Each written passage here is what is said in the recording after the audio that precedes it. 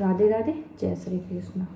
तो भगवद गीता अध्याय 2 का हम 21 तक पढ़ चुके थे। अब हम 22वां और 23वां श्लोक पढ़ेंगे। ठीक है। नैनम छिदन्ति शस्त्राणि नैनम देहन्ति पावक च चैनम कलेद्यांतो व्यापो न सोयन्ति मारुत। नैनम छिदन्ति शस्त्राणि अर्थात इस शरीर को शस्त्र नहीं काट सकते, क्योंकि ये प्राकृतिक शस्त्र वहाँ तक पहुँच ही नहीं सकते। जितने भी शस्त्र हैं वे सभी पृथ्वी तत्व से उत्पन्न होते हैं। ये पृथ्वी तत्व इस शरीर में किसी तरह का कोई विकार नहीं पैदा कर सकता। इतना ही नहीं, पृथ्वी तत्व इस शरीर तक पहुँच ही नहीं सकता, फिर विकृति करने की बात तो दूर ही है। अर्थात कि मतलब जो शरीर है, आत्मा है, इसका कोई शस्त्र या फिर कोई भी चीज़ कुछ नहीं बिगाड़ सकती, क्योंकि जो ये शस्त्र हैं, अस्त्र हैं, जो भी ये जो सांसारिक चीज़ें हैं, जो भौतिक वस्तुएं, ये सब पृथ्वी से उत्पन्न हुई हैं, और जो ये पृथ्वी से उत्पन्न हुई है वो इस आत्मा का, इस शरीर का कुछ भी नहीं बिगाड़ सकती। ठीक है। नैनम देहंती पावक, अग्नि इस शरीर को जला नहीं सकती, क्योंकि अग्नि वहाँ तक पहुँच ही नहीं सकती। जब वहाँ तक पहुँच ही नहीं सकती तब उसके द्वारा जलाना कैसा संभव हो सकता है। तात्पर्य है कि अग्नि तत्व इस शरीर में कभी किसी तरह का विकार उत्पन्न कर ही नहीं सकता। ना चैनम कलेदान्यंतम, जल इसको गीला नहीं कर सकता है, क्योंकि जल वहाँ तक पहुँच ही नहीं सकता है। तात्पर्य है कि जल तत्व इस शरीर में किसी प्रकार का विकार पैदा नहीं कर सकता है। ठीक है। ना तो इसको क्या कहते हैं, कोई मतलब आग जला सकती है, अग्नि शरीर का कुछ नहीं बिगाड़ सकती है। ठीक है। ना इसे जल कुछ भी कर सकता है, गीला कर सकता है। ठीक है। ना सोयंती मारुत, वायु इसको सुखा नहीं सकती, अर्थात वायु में इस शरीर को सुखाने की सामर्थ्य नहीं है, क्योंकि वायु वहाँ तक पहुँचती ही नहीं है। तात्पर्य है कि वायु तत्व इस शरीर में किसी तरह की विकृति पैदा नहीं कर सकता। तो मतलब जो भी ये संसार की, जो भी ये प्रकृति की चीज़ें हैं, जल, अग्नि, वायु, कोई भी मतलब अस्त्र शस्त्र, जो भी भौतिक वस्तुएं हैं, वो इस शरीर का, इस आत्मा का कुछ भी बिगाड़ नहीं सकते।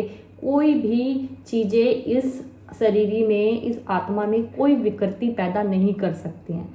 ठीक है। पृथ्वी, जल, तेज, वायु और आकाश, ये 5 महाभूत कहलाते हैं। भगवान ने इनमें से 4 ही महाभूतों की बात कही है कि ये पृथ्वी, जल, तेज और वायु इस शरीर में किसी तरह की विकृति नहीं कर सकते, परंतु 5वें महाभूत आकाश की कोई चर्चा ही नहीं की है। इसका कारण यह है कि आकाश में कोई भी क्रिया करने की शक्ति नहीं है। क्रिया विकृति करने की शक्ति तो इन 4 महाभूतों में ही है। आकाश तो इन सबको अवकाश मात्र देता है।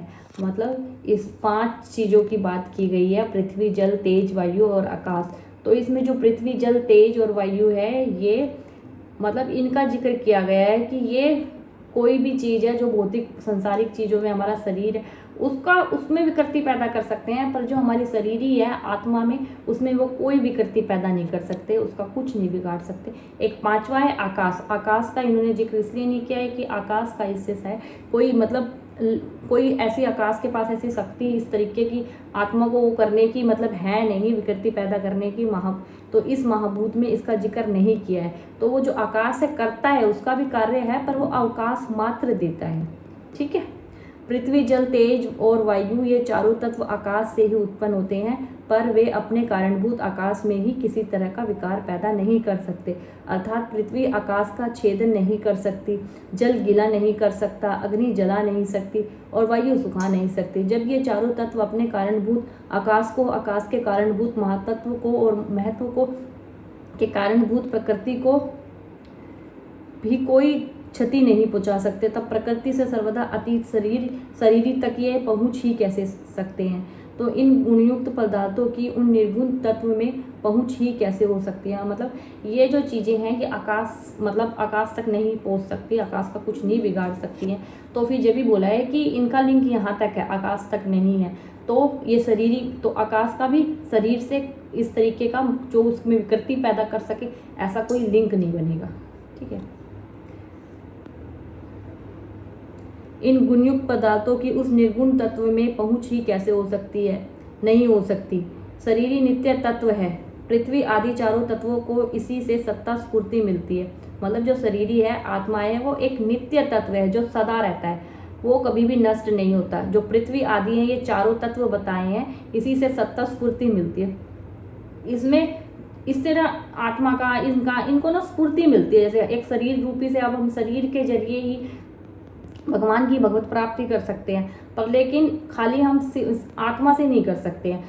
भगवान है वो हमें 84 लाख योनि भुगतने के बाद इंसानी रूपी जामा देता है, ठीक है, इंसानी रूपी शरीर देता है। तो वो इसलिए देता है कि इस शरीर में तेरी आत्मा, तेरी शरीर को मैं भेज रहा हूँ, इसमें बैठ, और जो भी ये जो तत्व हैं जो अफेक्ट करते हैं वो आत्मा को ना करके शरीर को करते हैं, विकृति पैदा करते हैं। तो उस शरीर को भी कंट्रोल करना पड़ेगा इन तत्वों से, और कंट्रोल करते हुए अपनी आत्मा का उद्धार करके परमात्मा में लीन होना पड़ेगा।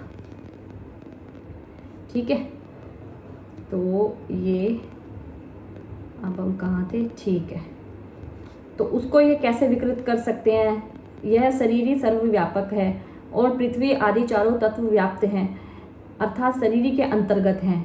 अतः व्याप्त वस्तु व्यापक को कैसे नुकसान पहुंचा सकती है? उसको नुकसान पहुंचाना संभव ही नहीं है। यहाँ युद्ध का प्रसंग है, ये सब संबंधी मर जाएंगे, इस बात को लेकर अर्जुन शोक कर रहे हैं। अतः भगवान कहते हैं कि ये कैसे मर जाएंगे, क्योंकि वहां तक अस्त्र शस्त्रों की क्रिया पहुंचती ही नहीं, अर्थात शस्त्र के द्वारा शरीर कट जाने पर भी शरीर ही नहीं कटता, अग्न्यास्त्र के द्वारा शरीर जल जाने पर भी शरीर ही नहीं जलता, वरुणास्त्र के द्वारा शरीर गल जाने पर भी शरीर ही नहीं गलता, और व्यास्त्र के द्वारा शरीर सूख जाने पर भी शरीर ही नहीं सूखता। तात्पर्य है कि अस्त्र शस्त्रों के द्वारा शरीर मर जाने पर भी शरीर ही नहीं मरता है, पर युद्ध जो का त्यों निर्विकार रहता है। अतः इसको लेकर शोक नहीं करना, तेरी बिल्कुल ही बेसमझी है। तो ये यही बता रहे हैं कि जो अर्जुन शोक कर रहे हैं कि भाई मैं युद्ध में इनसे लड़ूंगा, ये सब मारे जाएंगे, मेरे कुटुंब संबंधी करके सब, तो वो कह रहे हैं कि तू फालतू का शोक कर रहा है, ये तेरे अस्त्र शस्त्रों से इनका शरीर नष्ट होगा, जो ये तो जीवित रहेंगे, जो इनकी आत्माएं हैं, शरीर ही हैं, वो जीवित रहेंगे, उनका कुछ नहीं बिगड़ने वाला, वो जो का तो रहेगा। और ये शरीर है, तो शरीर एक जामा है, इस जन्म में फिर अगले जन्म में बस इसने तो बदलना है कपड़ों की तरह। तो तू बिल्कुल भी चिंता ना कर, ये जो तू चिंता कर रहा है ये तेरी नासमझी है, ठीक है। इस नासमझी से निकल और आगे बढ़, जो तेरा कर्तव्य है उसका पालन कर। तो इसमें यही बताया गया। तो ये था हमारा 23वां श्लोक। तो चलो हम 24वां भी पढ़ लेते हैं, ठीक है। अच्छेद्यो यम देहांतो मक्तेलेधो स्योहम एवं च नित्यम सर्वगतम स्थानुरन चलोयम सनातन, ठीक है। तो इसमें इसकी व्याख्या करते हैं हम, ये जो शस्त्र आदि शरीरी में विकार क्यों नहीं करते, यह बात इस श्लोक में कहते हैं। ये बोल रहे हैं कि जो ये शस्त्र है, वो पूछ रहे हैं कि भाई ये जो शस्त्र हैं, ये अस्त्र हैं, ये शरीरी में विकार क्यों नहीं पैदा कर सकते हैं, ठीक है। तो क्वेश्चन ये है इस श्लोक में, अच्छेद्यम, शस्त्र इस शरीरी का छेदन नहीं कर सकते। इसका मतलब यह नहीं कि शस्त्रों का अभाव है या शस्त्र चलाने वाला अयोग्य है, प्रयुक्त छेदन रूपी क्रिया शरीरी में प्रविष्ट ही नहीं हो सकती, यह छेदन होने के योग्य ही नहीं है। जो ये बता रहे हैं, जो ये शस्त्र हैं, ये ऐसा नहीं है कि भाई जो शस्त्र है चला रहा है वो अयोग्य है, वो कर नहीं सकता, वो सब कर सकता है, पर वो शरीर ही को नहीं कर सकता, शरीर में वो छेदन नहीं हो सकता, ठीक है। तो मतलब ये क्रिया जो है कि भैया अस्त्र चलाने की, और तो वो आत्मा में छेदन क्रिया ही नहीं है, वो तो वो कैसे हो सकता है, तो वो क्रिया होने योग्य है ही नहीं। तो यही बता रहे हैं, शस्त्र के सिवाय मंत्र जाप आदि से भी इस शरीर का छेदन नहीं हो सकता। मतलब इस शरीर का, इस आत्मा का, तुम अगर शस्त्र के अलावा कोई मंत्र जाप, कोई और उपाय सोचो कि भाई हम इसकी आत्मा को इस तरीके से नष्ट कर दें, तो इस तरीके से भी नष्ट नहीं हो सकती ये आत्मा, ठीक है। तो जैसे याज्ञवल्क्य के प्रश्न का उत्तर ना दे सकने के कारण उनके शाप से शाकल्य का मस्तक कटकर गिर गया, इस प्रकार देह तो मंत्रों से, वाणी से कट सकता है, पर देह ही सर्वदा अच्छेद्य है। मतलब हम मंत्र जाप इन सब चीज़ों से, जो भी है, जो कहते हैं भाई उसने ये सिद्धि प्राप्त कर ली, ये कर ली, तो जो भी है इन सब चीज़ों से, मंत्र जाप से, ये जो भी चीज़ें होती हैं, इनसे सिर्फ और सिर्फ शरीर पर अफेक्ट पड़ सकता है। जो हमारा शरीर है, हमारी काया है, उसको हम मतलब कोई भी है कुछ भी कर सकते हैं। देही को हम अफेक्ट डाल सकते हैं उसके ऊपर, पर लेकिन हमारी जो शरीरी है उस पे मंत्र जाप किसी भी चीज का कोई भी अफेक्ट प्रभाव नहीं पड़ता है। ठीक है। अध्याय हम, यह शरीरी अध्याय है क्योंकि इसमें जलने की योग्यता ही नहीं है। अग्नि के सिवाय मंत्र जाप शाप आदि से भी यह देही जल ही नहीं सकती। जैसे दमयंती के शाप देने से व्याध बिना अग्नि के जलकर भस्म हो गया, इस प्रकार अग्नि शाप आदि से वही जल सकता है जो जलने योग्य होता है। इस देही में तो दहन क्रिया का प्रवेश ही नहीं हो सकता, कि मतलब जो अंदर है ना, ये जो है देही है, जो हमारा शरीर या आत्मा है, इसमें वो मतलब एंट्री गेट ही नहीं है। तो फिर कहाँ से कोई जल वायु अग्नि कोई भी चीज इसमें ना एंट्री ही नहीं कर सकती, वो एंट्री गेट ही नहीं है, तो फिर वो उसका उस पर इफेक्ट कैसे डालेगी बताओ, नहीं डाल सकती। अक्लेद, यह देही गीला होने योग्य नहीं है, अर्थात इसमें गीला होने की योग्यता ही नहीं है। जल से एवं मंत्र साप औषधि आदि से यह गीला नहीं हो सकता। जैसे सुनने में आता है कि मालकोस राग के गाए जाने से पत्थर भी गीला हो जाता है, चंद्रमा को देखने से चंद्रकांत मणि भी गीली हो जाती है, परंतु यह देही राग रागनी आदि से गीली होने वाली वस्तु नहीं है। अशोय, यह देही अशोय है, वायु से इसका शोषण हो जाए यह ऐसी वस्तु नहीं है, क्योंकि इसमें शोषण क्रिया का प्रवेश ही नहीं होता। वायु से तथा मंत्र शाप से औषधि से आदि से यह देही सूख नहीं सकती। जैसे अगस्त्य ऋषि समुद्र का शोषण कर गए, ऐसे इस देही का कोई अपनी शक्ति से शोषण नहीं कर सकता। जैसे देही का मतलब देही का कोई शोषण नहीं कर सकता, जैसे ये बताए गए हैं, श्राप देना, ये सब करना, ठीक है, वो ये सब है ना, मतलब सिर्फ हमारी जो देह है, हमारे शरीर है, उसको ही प्रभाव डाल सकती है, और कितनी भी शक्ति हो वो हमारी आत्मा पे कोई प्रभाव नहीं डाल सकती। ठीक है, उसका शोषण कर ही नहीं सकती, हमारी आत्मा का कोई शोषण नहीं कर सकता है, सिर्फ हमारे शरीर पे इफेक्ट डाल सकता है। जितना तुम अपने मन को स्ट्रोंग रखोगे, अपनी आत्मा है, तो आत्मा पे कोई असर नहीं डाल सकता। आत्मा तो सिर्फ और सिर्फ एक परमात्मा में लीन होने के लिए बनी है, और इसका कोई दूसरा कारण नहीं है, कोई इसे कोई दूसरी चीज इसे है नष्ट नहीं कर सकती। अर्जुन नाश की संभावना को लेकर शोक कर रहे हैं, इसलिए शरीरी को अच्छेद अध्याय अक्लेद और अशोय कहकर भगवान एवं च पदों से विशेष जोर देकर कहते हैं कि यह शरीर ही तो ऐसा ही है, इसमें किसी भी क्रिया का प्रवेश नहीं होता, अतः यह शरीरी शोक करने योग्य ही नहीं है। ठीक है। नित्य, यह देही नित्य निरंतर रहने वाला है, यह निरंतर रहने वाली है देही, ये मतलब आत्माएं ये सदा रहेगी। कहते नहीं आत्मा अजर अमर है, इसका कोई कुछ नहीं बिगाड़ सकता, ये नित्य है, ये निरंतर है। ठीक है, ना ये खत्म होती है, ना ये बढ़ती है, ना ये, इसका अपना एक ही रूप है जो सदा एक तत्व एक जैसा ही रहता है। यह किसी काल में नहीं था और किसी काल में नहीं रहेगा, ऐसी बात नहीं है, किंतु यह सब काल में नित्य निरंतर जो का त्यों रहने वाला है। इसका आत्मा का तो बस काल एक ही है, समझ लो। जो ये शरीर है, ये इसके जामे हैं, ये इसके वस्त्र हैं, ये इसके कपड़े हैं, क्लोथ्स हैं, जो ये चेंज करता रहता है, इस जन्म से उस जन्म में, उस जन्म से उस जन्म में। ये जो जन्म है ये इसके समझ लो कपड़े हैं, वस्त्र हैं, जो ये चेंज कर रही है। आत्मा तो अजर अमर है, इसका कुछ नहीं बिगड़ सकता। सर्वगत, यह देही सब काल में जो कि तो ही रहता है, तो यह किसी देश में रहता होगा। इसके उत्तर में कहते हैं कि यह देही संपूर्ण व्यक्ति, वस्तु, शरीर आदि एक रूप से विराजमान है, मतलब ये संपूर्ण व्यक्ति में विराजमान है, शरीर में आदि में एक रूप से विराजमान रहती है। तो वही है, शरीर तो कोई भी कण कण में है, हर कण में कुछ ना कुछ भगवान का अंश है। तो मान के चलो कोई जीव है, कोई मक्खी है, मच्छर है, कीट है, ठीक है, पेड़ है, पौधा है, तो सब में कोई ना कोई भगवान का जीव तत्व छिपा हुआ है। ठीक है, वो हमेशा सदैव रहता है। अचल, यह सर्वगत है कि यह कहीं आता जाता भी होगा। इस पर कहते हैं कि यह देही स्थिर स्वभाव वाला है, अर्थात इसमें कभी यहाँ और कभी वहाँ इस प्रकार आने जाने की क्रिया नहीं है। तो इसमें क्या कह रहे हैं कि जो ये हमारी देही है ये स्थिर स्वभाव वाली है, तो ये मतलब स्थिर रहती है। ठीक है।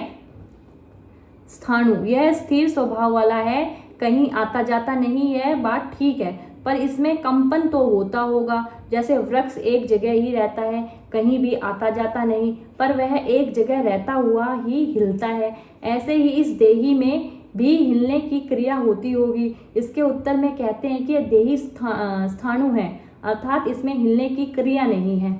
ठीक है, तो इसको इस तरीके से समझा रहे हैं ये सनातन, यह देही अचल है, स्थाणु है।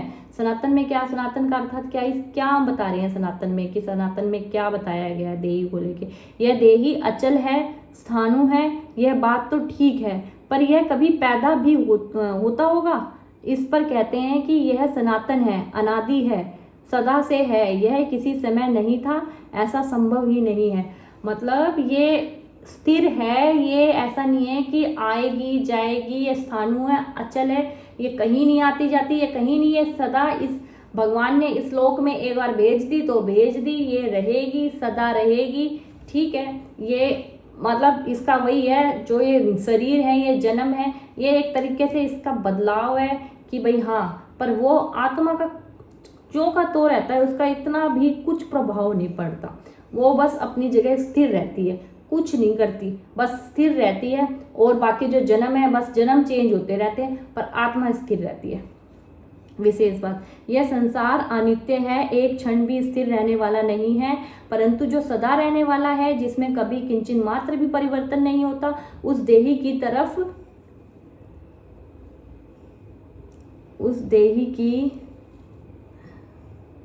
तरफ लक्ष्य कराने में नित्य पद का तात्पर्य है। देखने, सुनने, पढ़ने, समझने में जो कुछ प्राकृतिक संसार आता है, उसमें सब जगह परिपूर्ण तत्व है, उसकी तरफ लक्ष्य कराने में सर्वगत पद का तात्पर्य है। संसार मात्र में जो कुछ वस्तु, व्यक्ति, पदार्थ आदि, ये सब के सब चलायमान है। उन चलायमान वस्तु, व्यक्ति, पदार्थ आदि में जो अपने स्वरूप कभी चलायमान विचलित नहीं होता, उस तत्व की तरफ लक्ष्य कराने में अचल पद का तात्पर्य है। प्रकृति और प्रकृति के कार्य संसार में प्रतिक्षण क्रिया होती रहती है, परिवर्तन होता रहता है। ऐसे परिवर्तनशील संसार में जो क्रिया रहित, परिवर्तन रहित, स्थायी स्वभाव वाला तत्व है, उसकी तरफ लक्ष्य कराने में स्थाणु पद का तात्पर्य।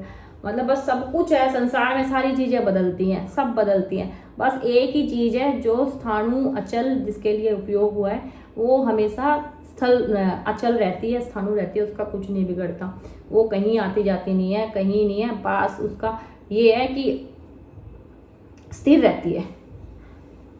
मात्र प्राकृतिक पदार्थ उत्पन्न और नष्ट होने वाले हैं, तथा ये पहले भी नहीं थे और पीछे भी नहीं रहेंगे, परंतु जो ना उत्पन्न होता है और ना नष्ट होता है, तथा जो पहले भी था और पीछे भी हरदम रहेगा, उस तत्व को देही की तरफ लक्ष्य कराने में सनातन पद का तात्पर्य है। सनातन मतलब जो अनादिकाल से, जो कभी खत्म नहीं होता, जो था, है, हमेशा रहेगा, वो हमारी है, आत्मा है, परमात्मा के अंश है हम, वो कभी भी नहीं खत्म होगा। तो इसीलिए कहते हैं कण कण में, हर चीज में, हर इंसान में, हर जीव में है, हर उसमें क्या है, आत्मा है। और वो आत्मा किसकी स्वरूप है, वो हमारी परमात्मा की स्वरूप है। तो वो परमात्मा ही हमारी आत्मा से जुड़ा हुआ है, वो सब एक है।